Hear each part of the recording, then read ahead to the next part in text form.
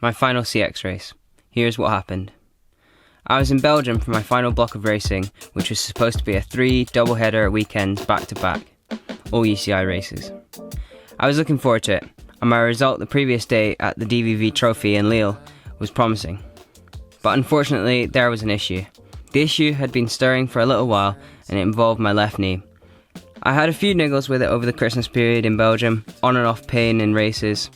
I then crashed on my left knee heavily in Hoogerheide World Cup, then had some more pain at World Champs in Denmark. I got home, got it resting as soon as I could, so I could get back out to Belgium to do this last block of racing. I raced the DVV in Lille on Saturday and was happy to not even feel the knee all day and be able to push through it. But in practice on Sunday at the Mudfest in Hoogstraten, things were not right. The pain was back. I was frustrated. I was thinking about the race, the large block of races I was over for, and also my whole season. I had to make a decision on whether to race in a few hours' time. I decided to give it a shot, the possible outcomes being that I get no pain and have a good race, or that I get pain and have to pull out. I wasn't too worried about possibly doing more damage, as it was the end of the season and I knew I didn't have too much to lose. So I went about my day as normal, prepping my kit, pitting on my number, getting food down me, and doing my standard warm-up. You probably already know the outcome of the race, but I'll talk you through it anyway. My race started okay, deep in the pack trying to negotiate this mad track here in Hoogstraten. A bit about the course. It's probably one of the hardest tracks I've ever ridden.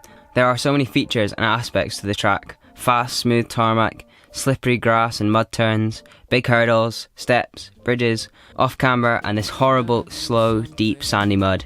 It's really so tough to ride in. This course is amazing when you're on fire. It feels like you're on a magic carpet.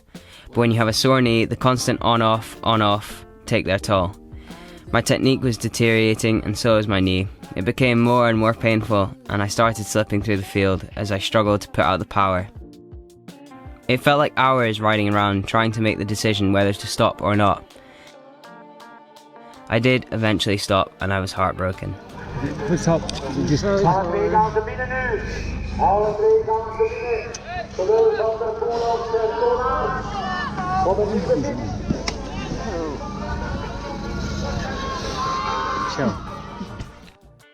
That's how much racing means to me.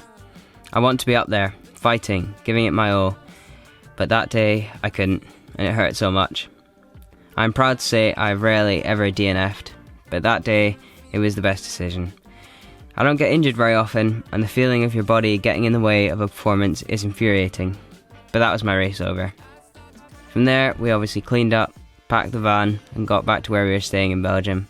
I rode for a few days after, assessing how my knee felt, but decided it needed properly looked at. So I called my season there, got back to the UK, and got it seen to. It ended up that I had torn my meniscus in my knee. So I took some rest and then began working in the gym to strengthen around the knee as much as possible to stop something like this happening again. And I'm pleased to report I have had no issues with it since February. So that is how my season ended. A winter with way more highs than lows eventually ended on a low. But not really.